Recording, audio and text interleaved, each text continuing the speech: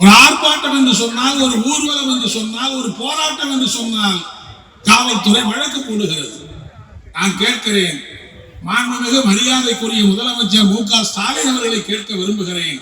தமிழ்நாட்டில் என்ன அறிவிக்கப்படாத ஒரு அவசர நிலை பிரகடனப்படுத்தி விட்டீர்களா? நீங்கள் எப்படி காவல்துறை இப்படி கட்டுப்பாடு இல்லாமல் செயல்படுகிறது?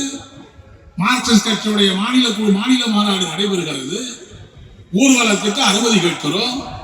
நீங்கள் ஊர்வலத்தை மறுத்து விட்டீர்கள். குறைந்தபட்சம் செந்தொண்டர்கள் பேரணிக்காவது அனுமதி கொடுங்கள் என்கிறோம். கடைசி வரையிலே இழுத்தடித்து கடைசியில நடத்திக் கொள்ளுங்கள் என்று சொல்லிவிட்டு எங்களுடைய தலைவர்களை அழைத்து அனுமதி மறுக்கப்படுகிறது என்கிற கடிதத்தை நேற்று மாலை கொடுக்கிறீர்கள். என்ன நியாயம்? தமிழ்நாட்டிலே ஊர்வலம் நடத்தக்கூடாதா? தமிழ்நாட்டிலே மக்கள் இயக்கங்கள் நடத்தக்கூடாதா?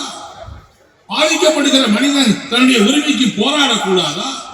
எங்களை பொறுத்தவரையிலே நாங்கள் நடத்துகிற போராட்டம் அல்ல, எதிர்கட்சிகளாக இருக்கிற எல்லா கட்சிகளுக்கும் நடத்துகிற போராட்டத்திற்கு, பாதிக்கப்படுகிற எந்த அமைப்பை சார்ந்தவர் கூட நடக்கிற போராட்டத்திற்கு நீங்கள் அனுமதி கொடுக்க வேண்டும். அப்படி ஏன் அதை கண்டு நீங்கள் அஞ்ச வேண்டிய அவசியம் என்ன இருக்கிறது? ஒரு ஆர்ப்பாட்டம் நடந்தால் அதை அனுமதி ரத்து செய்து கைது செய்து விட்டாலே முடக்கி விட முடியுமா? சீப்பை ஒழித்து விடுவதனாலே கல்யாணத்தை நிறுத்திவிட முடியுமா? எனவே இப்படிப்பட்ட இந்த போக்கில் இருந்து காவல்துறை மாற்றிக்கொள்ள வேண்டும்.